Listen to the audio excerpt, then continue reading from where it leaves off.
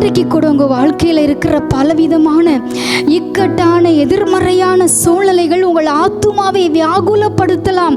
அதனால் உங்கள் சரீரம் பலனற்று போகலாம். நான் ஏன் இந்த உலகத்திலே வாழ்கிறேன் என்று சொல்லி கூட நீங்கள் கலங்கி போய் இந்த நிகழ்ச்சியை பார்த்து கொண்டிருக்கலாம். தேவ பிள்ளைகளே, நீங்கள் தனிமையிலே அழுது கொண்டிருக்கலாம். உங்கள் கட்டிலை உங்கள் கண்ணீரால் நீங்கள் ஈரமாக்கி கொண்டிருக்கலாம். தேவனுடைய பிள்ளைகளே, உங்களை பார்த்து தான் நம்முடைய பரம தகப்பன் இயேசு இன்றைக்கு சொல்லுகிறார், மகனே அழாதே, மகளே அழாதே, உன் அழுகையின் சத்தத்திற்கு நான் பதில் கொடுக்கிறேன் என்று சொல்லி உறுதியாய் சொல்லுகிறார். தேவனுடைய பிள்ளைகளை, இந்த மாலை வேளையிலே நீங்கள் எந்த இடத்திலிருந்து இந்த கர்த்தருடைய வார்த்தையை கேட்டுக்கொண்டிருந்தாலும் கர்த்தர் இன்றைக்கு உங்கள் அழுகையின் சத்தத்தை அவர் கேட்பது மட்டுமல்ல, தேவனுடைய பிள்ளைகளே, உங்கள் சத்துருக்கள் எல்லாம் வெட்கப்பட்டு போகும் அளவுக்கு கர்த்தர் உங்களுடைய தலையை உயர்த்துவார். எல்லாருக்கும் முன்பாக உங்களை உயர்த்தி ஆசீர்வதிக்க போகிறார்.